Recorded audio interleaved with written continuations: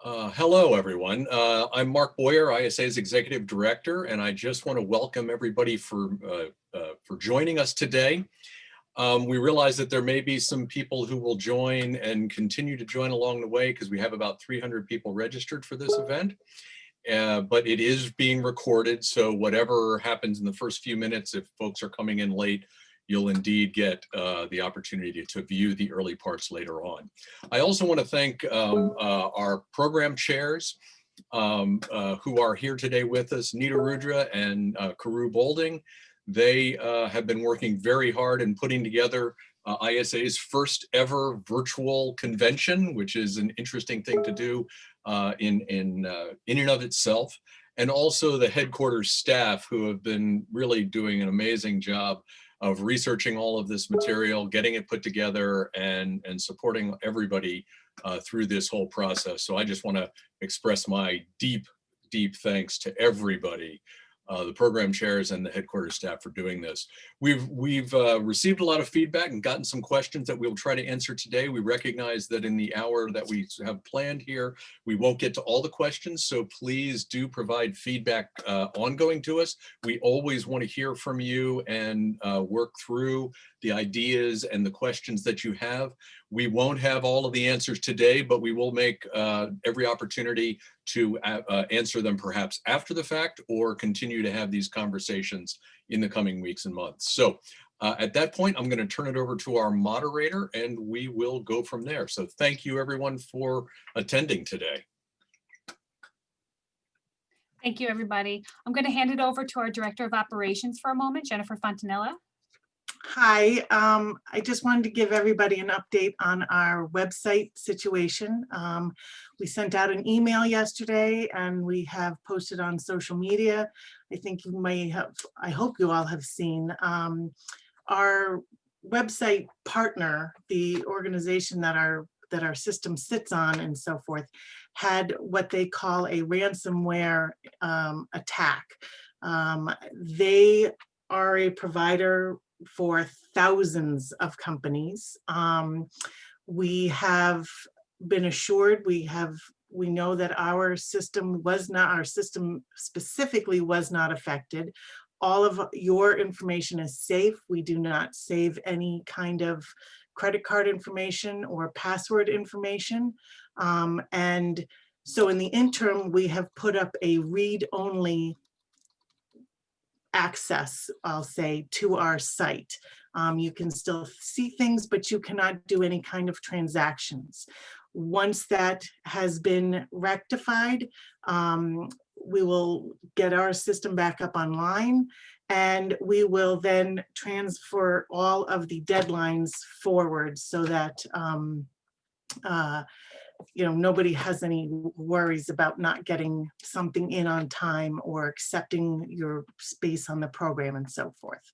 So with that, we will keep updating everybody and let you know how that's going. So thanks. Wonderful. Thank you all for attending today. We really appreciate it. We just want to let you know that this session is being recorded and will be posted for those of us who were not able to attend today. We're going to try to answer as many questions as possible during this hour, but anything that we're not able to answer that's either been submitted in the Q&A section or submitted online ahead of time, we'll make sure that we follow up after the town hall so that we can provide answers for those questions. Please submit any additional questions that you have today in the Q&A section of our Zoom window. You should see a Q&A button at the very bottom of your screen where you can submit questions that will be sent directly to the panelists. We'll try to get to as many of those as we can today. So why don't we just launch right in? We have a lot of questions that we received through the registration process ahead of time. Thank you to everybody who took the time to submit a question for us. We want to take as much time as we can to answer all of your questions and respond to your concerns and ideas regarding our program this year. The first question we received is, how will my ISA Honolulu 2020 registration payment transfer to ISA 2021? Jen, would you like to answer that question? Sure. So everybody who was taking part in our Honolulu convention, which we were devastated that didn't happen. If you had let us know at the time that you wanted to transfer your registration from Honolulu to Las Vegas, which is now obviously virtual, we are doing that automatically. We have an entire list we are going through, and we will actually do the registration for you. If there is information that we need you to follow up on, we will let you know, and we will actually reach out to the entire group and let you know that yes, it has been taken care of. If you are not sure if you had your registration transferred, please just send us an email, isa@isanet.org, and we will check on that and get back to you. Wonderful. Thank you, Jennifer. The next question that we have, what will the ISA 2021 virtual convention look like? So that's a question I'm going to turn over to Kristen Nikovsky on our events team. All right, so we have been working hard with a virtual platform that is very user-friendly. And as far as how it's going to look on a whole, the convention will be 3.5 days long, Tuesday, April 6th through Friday, April 9th, and all events are going to be scheduled Eastern Daylight Time, so 8 a.m. to 9:15 p.m. So the extended day took into consideration the international community and time zone issues. So panels are going to be 75 minutes in length with 15-minute breaks in between. There will also be a poster gallery, exhibitor area, networking and wellness opportunities. And so there will be more information coming as we get those things finalized. So as far as the headquarters staff, we're working really hard to provide the best possible conference experience for presenters and attendees, many of whom are juggling caregiving, teaching, and other responsibilities amidst the virtual conference. So we're still coordinating many aspects of the convention, and we will continue to post updates on scheduling, technology, exhibits, and more. Thank you, Kristen. Next up, I'd like to take a moment to introduce our program chairs for ISA 2021, and then follow up with a question that you've asked from them. Hi, I'm Nita Rudra. I want to thank my partner in crime here, Carew Boulding. I know you've had some exchanges with the real leaders of this operation, our assistants, Nick Bonifay and Sam Moya. ISQ headquarters has been amazing. Mark's been amazing, and especially our section program chairs. It's been quite a journey, and I want to thank all of you for your patience as we have grappled with holding the conference in person and then moving to the virtual platform, which we're doing for the very first time. It's a daunting task, but it's also an exciting task. There's advantages and disadvantages of moving to the virtual platform, as I'm sure you're aware. So I hope we can all focus on the opportunities here, where we can invite a wider variety of people from all over the world to join us without the headache of travel and all the expenses and the time involved, and to bring together a really dynamic group of scholars studying international affairs from many, many different dimensions. So again, thank you all of you for your patience, and we look forward to making this conference a huge success. Thank you, Nita and Carew. So the question I have now is for you both. I can't present at the time I'm scheduled for, but I still want to participate. What should I do, and how will different time zones be accommodated? Hi, everyone. I'll try to answer that. I mean, it's a great question. I know it's been on everyone's mind. The first thing I just want to remind everyone that we've worked really hard to craft this program with the extraordinary help of the graduate students that Nita mentioned, Sam Moya and Nick Bonifay. And we have put together, 1,600 panels and about 7,000 participants. And as you can imagine, it's pretty hard to know where everybody is in the world.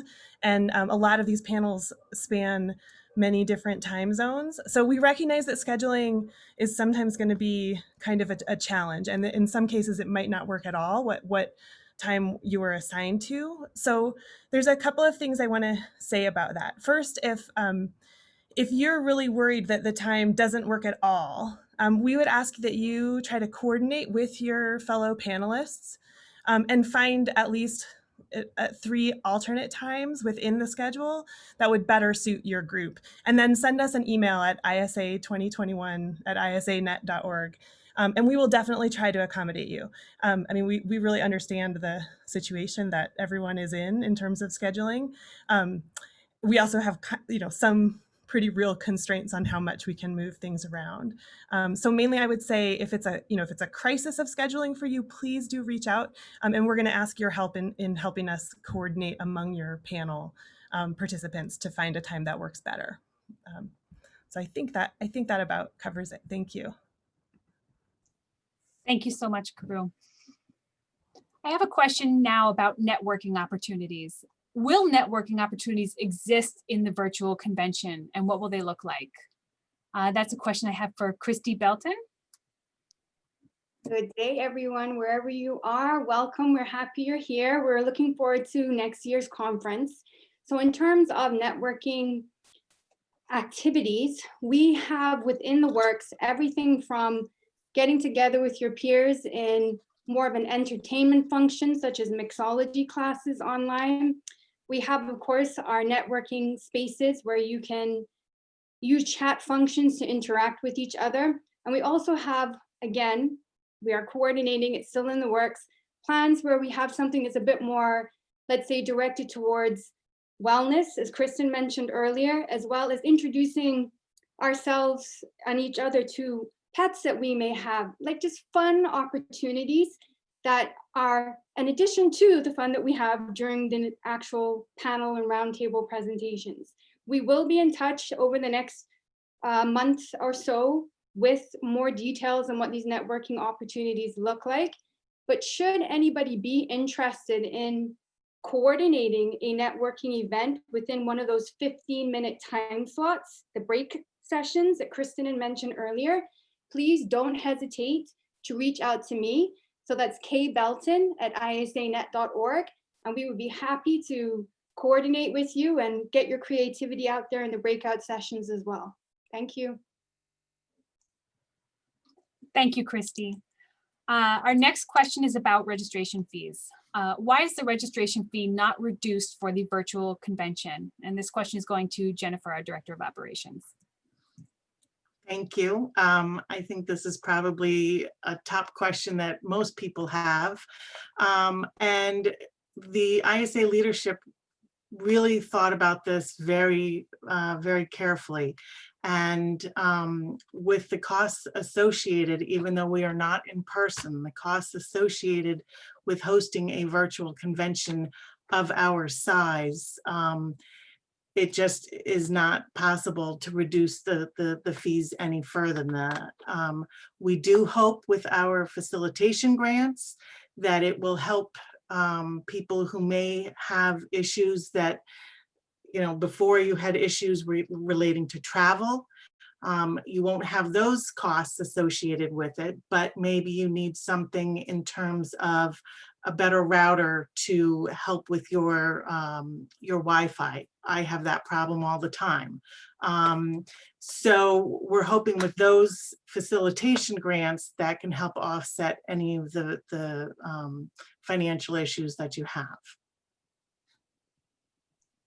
Thank you, Jennifer. Our next question is regarding participation. How do I confirm that I'm going to attend and present at ISA 2021?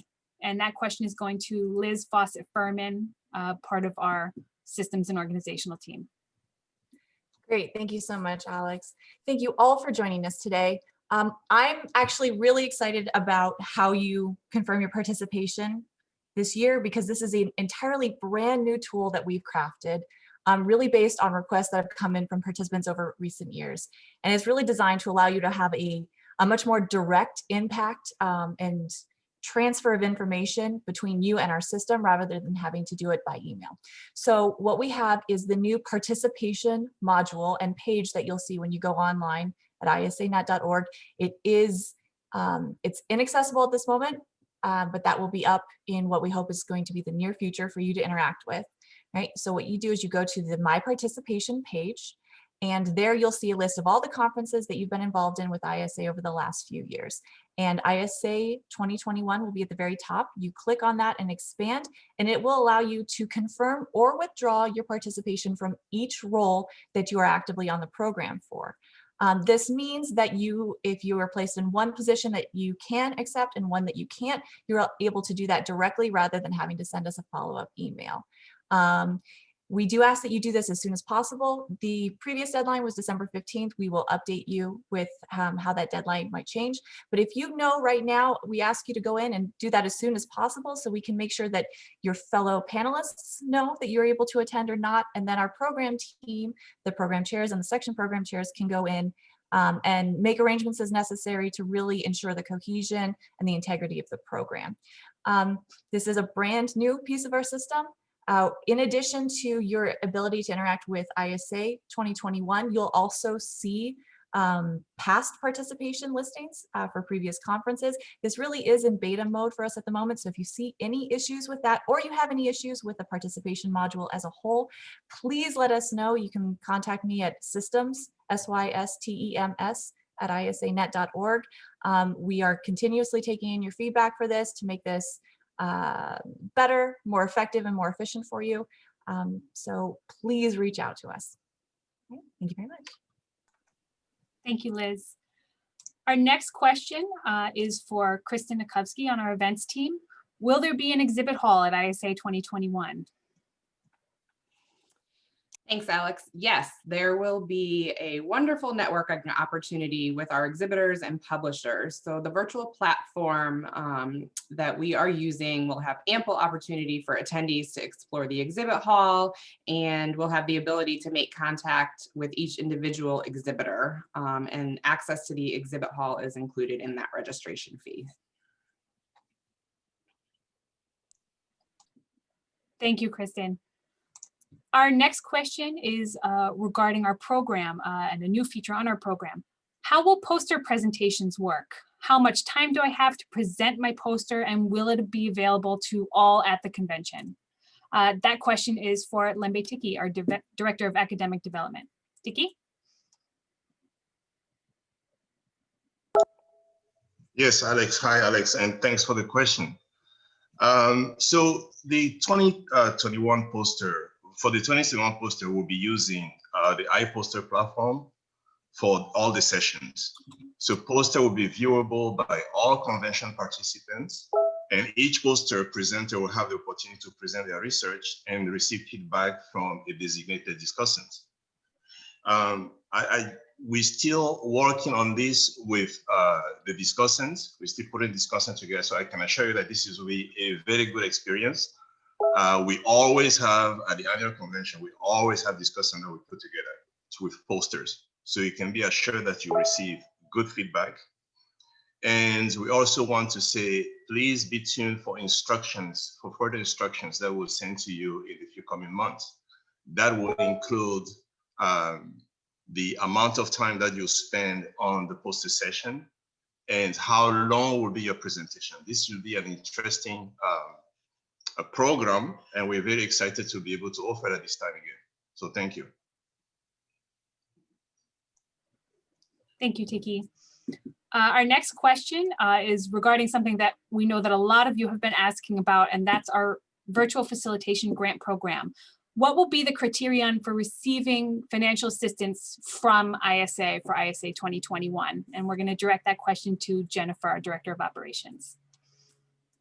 Thank you, Alex. And as I mentioned earlier, the facilitation grants will be available to help anybody within the association make it easier for you to join virtually. So this is in place of our normal travel grant program that we offer every year.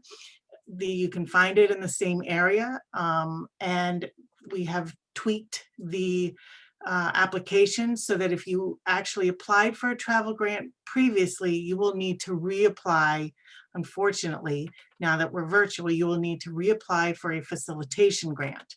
You can ask for things such as childcare or elderly care, you know, for the duration of the conference. You can ask for Wi-Fi and internet connection fees for that time if you need to boost something during the convention period. Purchasing an actual laptop probably is not going to get fully funded like that, because the grants that we are looking for are for things that are specific for that time period. We understand that you might need a boost, so if you need to rent a laptop, that is something that's acceptable. If there are things, for instance, if you've got either vision or hearing impairments, or you need a microphone, something like that. So if you've got a question, put it in, ask for it. You know, we look at everything. So hopefully we will get a lot of applications for that, and we can make sure that everybody has the opportunity to join.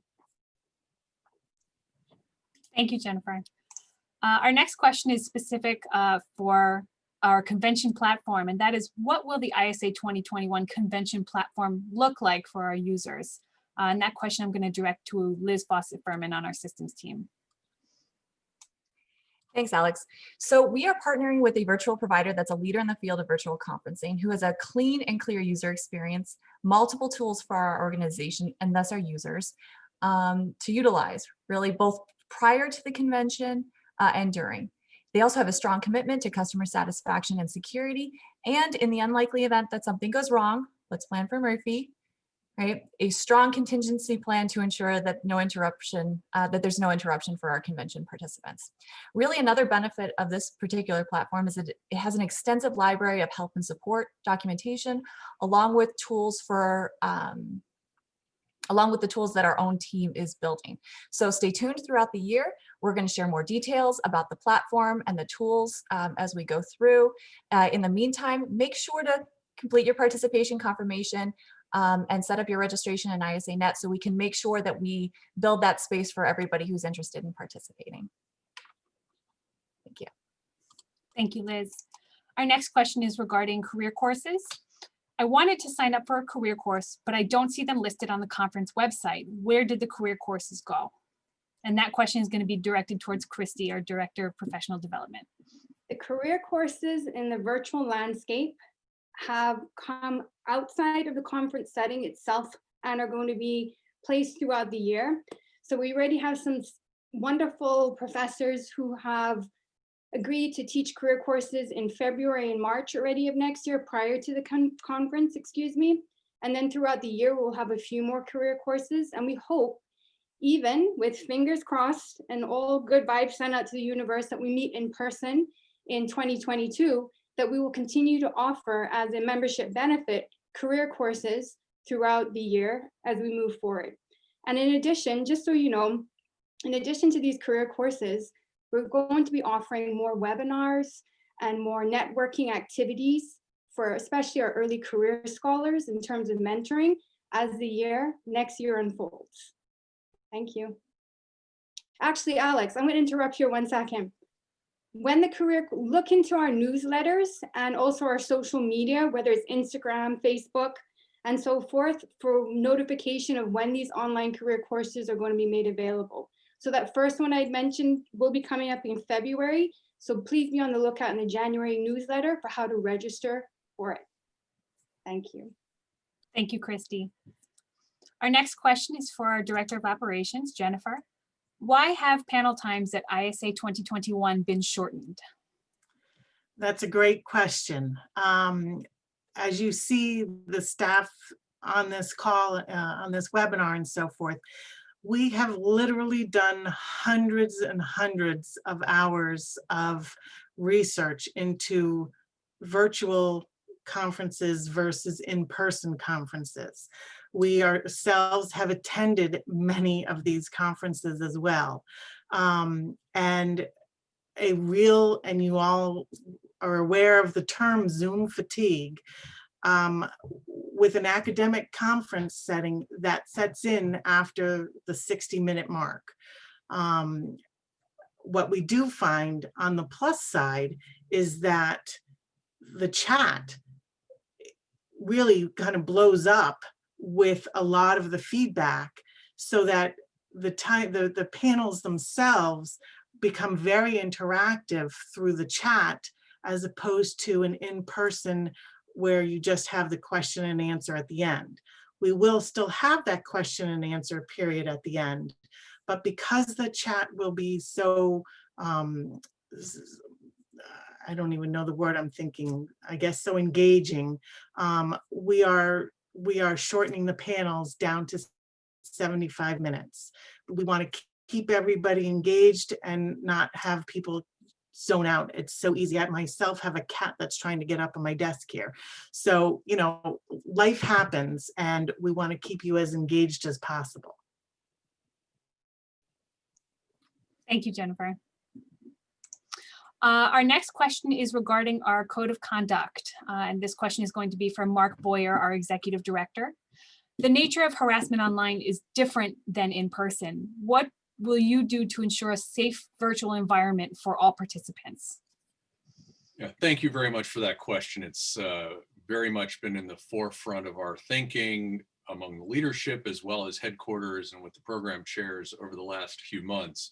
And so, as most of you know, we have an ISA code of conduct which allows individuals to, which first of all sets standards for professional conduct, but then allows individuals to file grievances if and when some kind of situation has occurred. And that has been used in recent years quite effectively to deal with unprofessional conduct during the annual meeting and at other times. In a virtual environment, that changes things a little bit. And so ISA has a terms of use and for our website. And so the terms of use is in play, and it gives us pretty broad discretion on how to implement action if somebody misbehaves, let's just use that term, during the virtual event. In addition, in that context, if there is something that happens on the fly, myself and the three presidents, so the current president, the president-elect, and the past president will be on a rotating on-call basis. So if there's a problem going on in a panel, the panel chair can get a hold of us immediately, and we can make a decision on the fly to disable an individual. Hopefully that will not occur. But we have the discretion. We have cleared this with our legal counsel, and we will be able to take very quick action to deal with those kinds of things at the point where they are a problem. That may also produce a situation where after the fact, it could still then lead to a code of conduct grievance, but we have the ability to deal with it on the fly in real time. So that's how that will be implemented. And if you have not done so already, when you register, you will be asked to agree to accede to the ISA Code of Conduct, to ISA's terms of service, and acknowledge affirmatively that if there is any inappropriate behavior, ISA reserves the right to act effectively and quickly. Thank you very much. Thank you, Mark. Our next question is regarding networking at the convention. How will business meetings work, and will there be receptions? This question is for Kristen on our events team. Thanks, Alex. So yes, just like in our in-person convention, there are going to be options for business meetings and receptions.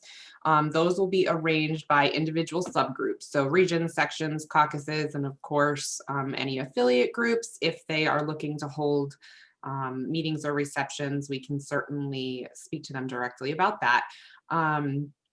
If there are subgroups that are looking to arrange a virtual meeting, the best way to do that would be to email events, so events@isanet.org, and we can give you some options and give you some ideas. As Christy mentioned earlier, part of the networking is the fun stuff, and so that's what a lot of our attendees look forward to when we are at an in-person event. And so we are certainly looking to recreate some of that in the evening time after panels are over.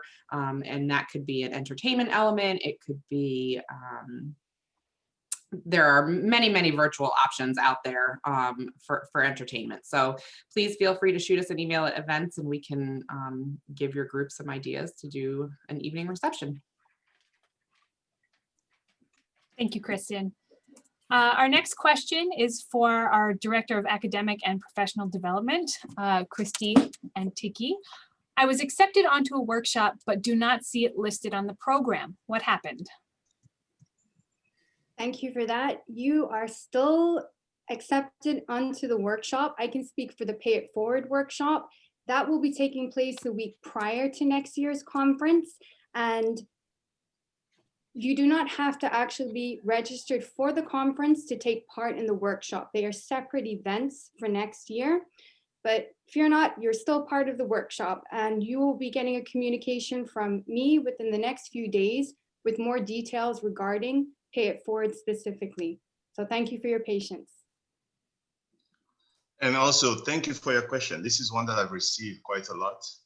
And, you know, for workshop, research workshop, we usually have them on the day before the beginning of the annual convention. But as you know, this time around, things are different since everything is online.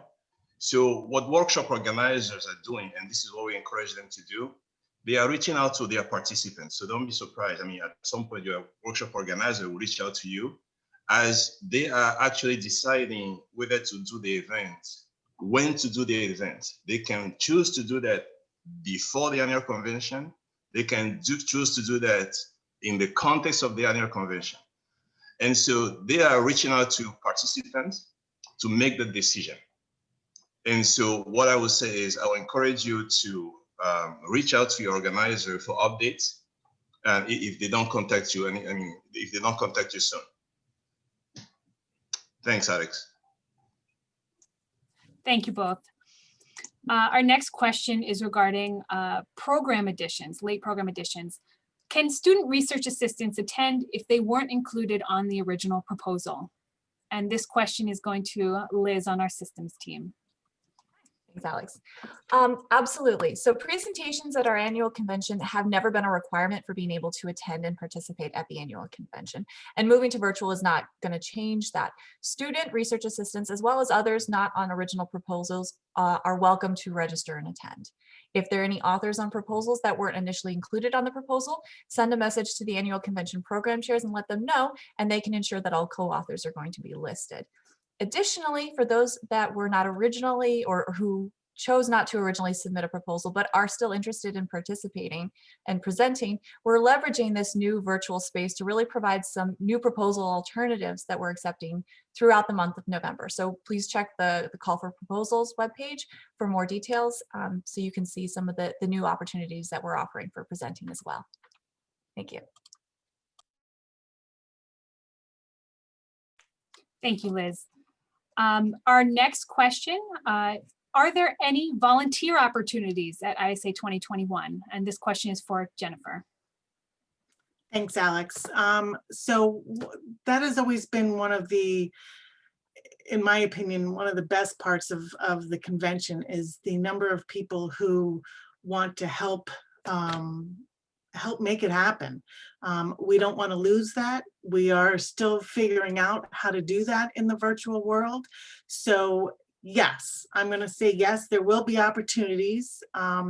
Please send us an email, isa@isanet.org. You can put there, in the heading, I'd like to volunteer. We will get back to you over the next couple months once we figure out exactly where we can put people and what those opportunities will be. And, if you can help us, great. If it's something you say, oh, I'm not comfortable with that, we can work on something else. So yes, there will be volunteer opportunities. Thanks, Alex. Thank you, Jennifer. Our next question is regarding roles on the program in a virtual space. Will panel chairs be responsible for any virtual administration of panels beyond the usual timekeeping? And this question is going to Liz on our systems team. Thanks, Alex. So, we're working to ensure that this pivot does not place an undue burden on participants or panel chairs. In partnering with this new platform, we expect to be able to sort of mitigate the issues of virtual administration of panels by chairs. There will be some interaction, but the majority of it we're placing actually on the virtual platform to manage. So we will be in touch with additional information about exactly what this means for chairs. And you'll see some additional communications come from ISA about how the role of chair will pivot to this virtual environment. So stay tuned. Thank you, Liz. Our next question is for Lembe Tiki, our Director of Academic Development. I would like to know how Flash Talks at ISA 2021 will work.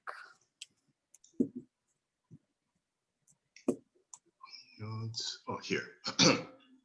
So thank you again, Alex. For Flash Talk participants, we'll have communication. So you'll receive communication from me detailing your presentation, your participation in Flash Talk. Usually we have the chair. I'll reach out to the chair, and the chair will discuss the amount of time that we spend with your presentation. The chair will also discuss your role as discussed. And remember, for Flash Talks, you're playing two roles. You play the role of a presenter, so you do everything that a presenter will do at a conference. So you present your research, but you also serve as a discussant in the same panel, on the same panel. So we'll communicate with the chair of your panel and with you as well, to organize the round of presentation, how and which paper you will discuss and who will discuss your paper. All that will be organized through a communication that we'll have with you prior to the convention.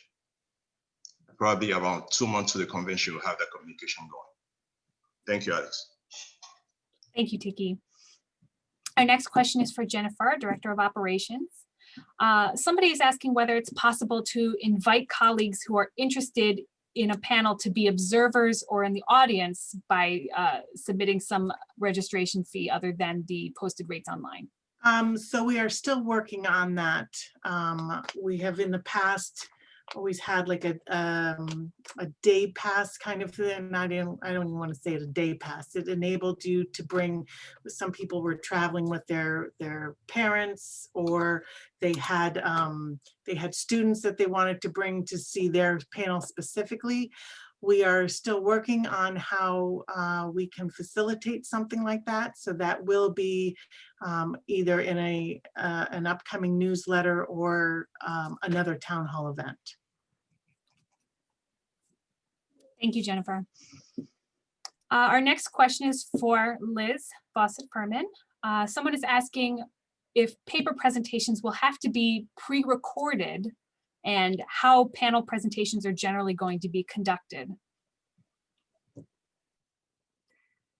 Thanks, Alex. We will not have the requirement that that presentations will have to be pre-recorded. This is going to be an option that we are going to be offering, and we'll have additional details for that as we get closer. And like I said, we'll provide an enormous amount of help and support documentation to walk you through the process to ensure that we get the best possible virtual experience for all participants. Thank you. Thank you, Liz. I have a follow-up question regarding panels for Liz. I apologize. How do I contact my panelists to learn if they have been accepted, or do I need to do so? Thanks, Alex. Absolutely. So we have a couple of different options for you. Just as a quick caveat, right now in the read-only access for our system, you won't be able to access these details. But we anticipate that coming up in the near future, and we'll be sure to let you know when you are able to make use of these tools. However, one of the really exciting new pieces for this new participation module is not only does it allow you, once you've logged in, to be able to accept or withdraw your own participation. But if you look at the panel details, you can see who else is on your panel and whether or not they've had a chance to accept or have chosen to withdraw, or they haven't been able to, they haven't submitted their decision yet. So you'll be able to see that actually in your own panel details. If you want to reach out to your fellow panelists, we will also be sending out this communication by email, so don't feel like you have to take notes right now. However, when you access your schedule, there's an option in your particular panel where you can actually access the email addresses of just your fellow panelists. So that is designed to sort of help with the coordination efforts among your panel. So we'll have that posted in the FAQs. We'll have that posted in the participation confirmation form, some details for that for you. And we'll also follow up with that information by email. Thank you, Alex. Thank you, Liz. Sorry, we're working our way through our questions that are coming in. I'm trying to identify ones that we haven't already been able to answer. One question that we have in is regarding policy regarding registration. If two people are presenting, do both people have to pay registration fees, or does only one person need to register? And I'm going to send that question to Jennifer. Thank you, Alex. Yes, both people have to register because the convention will be open to, once you're on a panel, everything you do, you will have access to the entire convention. So if we have non-attending co-authors, where if you've co-authored a paper, but only one of you can present, that is a different situation. But if you are both going to present during the convention, then yes, you both must register. Thank you, Jennifer. Our next question is for Limbe Tiki. It's regarding poster galleries. Somebody wants to know if for a poster gallery presentation, if they also need to submit a paper or whether just the poster presentation would suffice. Yeah, so thank you for the question, and thank you, Alex. Yeah, for poster presentation, we require people to submit their paper because these poster presentation are treated as just a panel. It's just a different format of presenting their research. Yes, we'll send you information about the details, but yes, we will require you to send a paper. We encourage you to put a paper just like you would do for any other form of presentation. But we'll send you more information on that. Thank you, Tiki. Sorry, we're looking through our questions now. Okay. Would anybody be able to talk to the requirements for virtual panel presentations or what we know so far about that? Perhaps Liz? Sure, thanks, Alex. Absolutely. So in terms of the virtual paper presentation requirements, this isn't going to be drastically different than what you do in an in-person. So for the specific requirements, you're going to want to take a look at what is required for each particular kind of presentation. A standard paper presentation, you share your paper in advance with your fellow panelists so that everybody is prepared for the discussion. For a roundtable, you work amongst yourselves to manage the panel, the poster, flash talk. Some of our specialty items are all going to have sort of different requirements, and we'll make sure that we follow up and make those very, very clear as we get closer to the conference. But for the most point, what you'll find is that the actual requirements are not going to be drastically different from what you would face in person. Thanks, Alex. Thank you, Liz. I have a follow-up question for Liz. What type of technical support will be provided prior to and during the convention for ISA 2021? Sure, thanks, Alex. So we will be sending out emails with help and support documentation, glimpses into what the virtual platform is going to look like, things like that.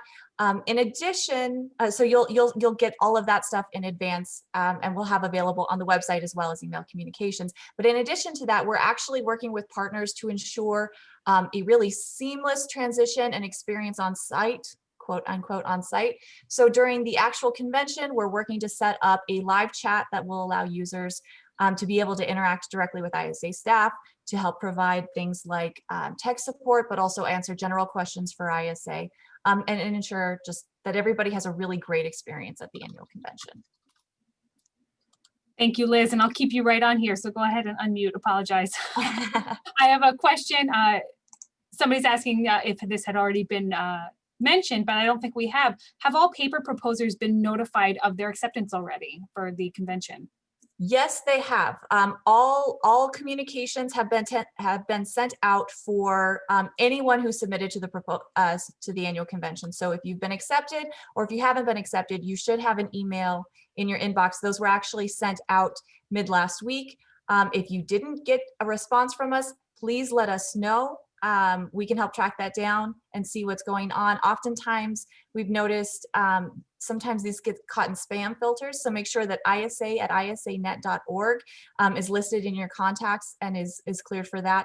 But if you do seem to be missing a communication from us, please let us know. We do want to make sure that everybody is receiving ISA communications and that you have all the information you need at your disposal. Additionally, if you seem to be missing that email, we do have the preliminary program available online. There's a PDF version, so if you go to ISANet, www.isanet.org, go to our annual convention page, you should be able to access that PDF right now as well, so you can see your participation listing there. Thank you.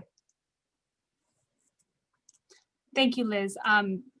And if we could, I'd like to reiterate the days and times of our virtual program. The convention will be 3.5 days, Tuesday, April 6th through Friday, April 9th.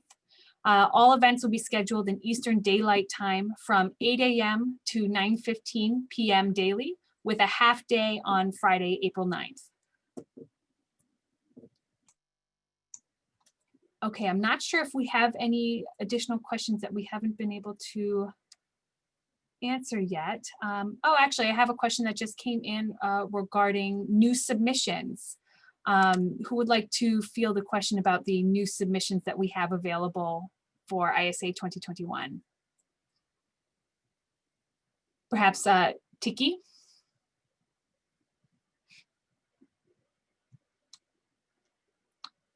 Or Liz?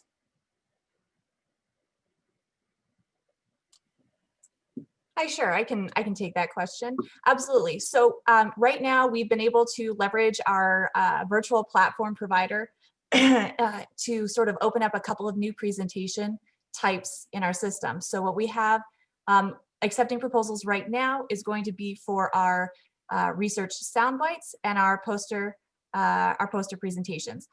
The poster paper presentations are going to parallel fairly closely with an existing program we have, but our research soundbites is actually a brand new program. And I will turn that over to Tiki in order to sort of describe what that program is and highlight some of the exciting elements. Yeah, so thank you, Liz. So yeah, again, this is a brand new program. We're very excited to have it on. As for the description, this is the one, so let me say this. It consists of pre-recorded short videos that will be hosted in a special conference website that attendee can watch, all attendees can watch during the annual convention. Right, so we'll select participants. I mean, all who send videos will have an evaluation program, evaluation time, where we'll select participants, of course, and they will be able to be allowed to present their videos in the say anywhere between 5 to 7 minutes. They will record a video that they will be able to unload online, and at some point we'll organize them, and this is what we'll do in the background. We'll organize them, all the videos that we receive. We'll organize them in groups of 5 to 10 people, and this will make up like panel sessions. Right? And members of the group will be invited to view all these presentations before the conference. We insist because, of course, we want to create a group where all can work together to offer feedback. So all the all the presenters in this new program, the soundbite program, will also serve as discussants. So they will watch each other's video and offer comments. We'll require people to send, for anyone interested, we want you to send an abstract, just like you will send for your papers, for any papers. And of course, you include keywords, describe your research. We have a submission deadline, so we encourage you to go to our website. You will see all the deadlines for this new program. We're very excited to really put it together for the first time. Looking forward to it. So I strongly encourage you to do so. Thank you, Alex. Thank you, Liz and Tiki. My next question is for Liz. It's about on-demand and recorded content from our convention. Will there be a chance to go back, find and watch online recorded content from the convention, especially for those who might not be able to participate at the time that it's live due to time zone differences? Great, thank you, Alex. Moving to a virtual platform and a virtual conference really does give us a lot of opportunities that we wouldn't necessarily have in person. We do have to really balance this against the needs and desires and concerns of our participants. So we will have at least some degree of on-demand recorded content. Regarding the actual recording of individual panels, we'll be following up with that. We're going to be making sure that that people are comfortable with the degree of recording that's taking place. So we'll make sure that that's a very clear policy sent out to everyone, that people will know exactly what's going to happen with their presentation ahead of time. We won't offer recordings if the participants aren't comfortable with it. Thank you. Thank you, Liz, we appreciate it. So we're reaching the end of our time for today. Hopefully we've been able to answer most of your questions, but I want to note that any questions that we weren't able to answer or that we don't quite have thorough and ready answers for right now will be posted online later in our frequently asked question page on our website. You can already find there dozens of questions related to the convention, and we hope to continue adding information as we have more ready. So at this point, I'll turn it over to Mark Boyer. All right, thank you, Alex. And thank you everyone who has been answering questions today from headquarters and from the program team. And I just also want to take the time to thank everybody who took the time out of their very busy schedules, particularly at the end of many people's semester, to come and see what we're going to be doing and have some questions answered. So thank you very much for doing that. We also want to make the point of, as we always say, we are member driven. And so really this is your organization, this is your convention. So we welcome your ideas and your input on how we're going to do this and other kinds of things that we can do in creative ways to best serve all of our members who are going to be attending ISA 2021. So as we think about these kinds of things, think about inclusivity, think about all of the opportunities that you might want available to you. And so if you have ideas, please reach out to us and we will do our best to figure out how we can do it. Some of the answers may be, well, we may not be able to handle that, but we will try to do our best to handle and accommodate as many ideas as we can. So we want you to experience a very, very good time and a very productive time intellectually and also in terms of networking and bridge building for the future. And hopefully after this year, we will be back in person in Nashville in 2022. So thank you very much. And when the website is back up, please take the time to complete your registration and hopefully that will be very, very soon. And we apologize for the inconvenience. So thank you. I'll turn it back over to Alex to close things out. All right, thank you all for attending. This recording will be posted online to all who are not able to be with us today.